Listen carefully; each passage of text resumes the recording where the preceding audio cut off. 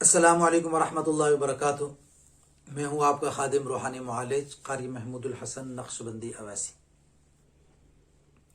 آج کا ہمارا موضوع ہے کہ دشمن کے دل و دماغ سے دشمنی کو ختم کر دیا جائے۔ بہت زبردست عمل ہے، آپ یہ عمل کریں گے تو انشاءاللہ آپ دیکھیں گے کہ جو کل آپ کا دشمن تھا آج وہ آپ کا دوست بن جائے گا۔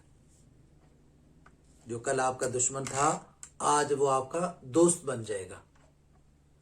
یہ عموماً ان لوگوں کے لیے بھی آپ اس کو استعمال کر سکتے ہیں، جیسے آپ کے بچے ہیں، آپ کے بہن بھائی ہیں، کہ ان کے دلوں میں کسی بھی طرح سے کوئی بدگمانی بیٹھ جاتی ہے۔ اب وہ آپ کے خلاف بولتے رہتے ہیں، سوچتے رہتے ہیں، کرتے رہتے ہیں۔ بچے ہیں، بچے کے دل میں جب آپ کے خلاف بات بیٹھ گئی تو وہ بچہ آپ سے دور ہونا شروع ہو جائے گا، وہ آپ سے بدگمان ہونا شروع ہو جائے گا۔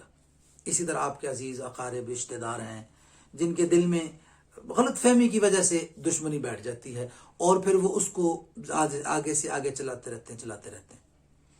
تو اس لیے آپ یہ عمل کریں اس نیت سے کہ اللہ کریم اس عمل کی برکت سے آپ کے دشمن کے دل و دماغ سے آپ کی دشمنی ختم کر دے، تو انشاءاللہ دشمنی ختم ہو جائے گی۔ وہ عمل کیا ہے؟ قرآن مجید کے 30ویں پارے کی آخری صورتوں میں سے ایک صورت سورہ کوثر۔ اس سورت کوثر کا پر بھی ہمارے بے شمار مشاہدات، تجربات اور عملیات ہیں۔ تو آج کی ترتیب کا یہ عمل ہے کہ یہ سب سے بہتر ہے اپنے نام کے عدد کے مطابق پڑھیں۔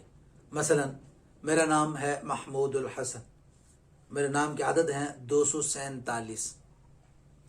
تو سب سے بہتر ہے کہ یہ آیت 247 مرتبہ پڑھی جائے۔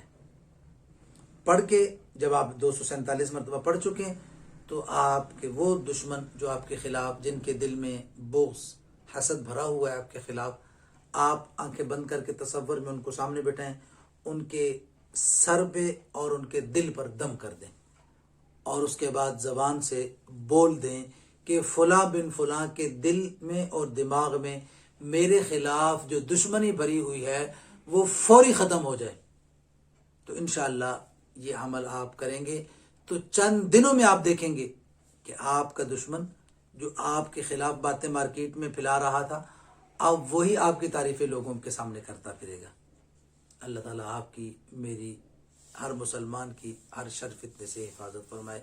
وآخر دعوانا الحمدللہ رب العالمین۔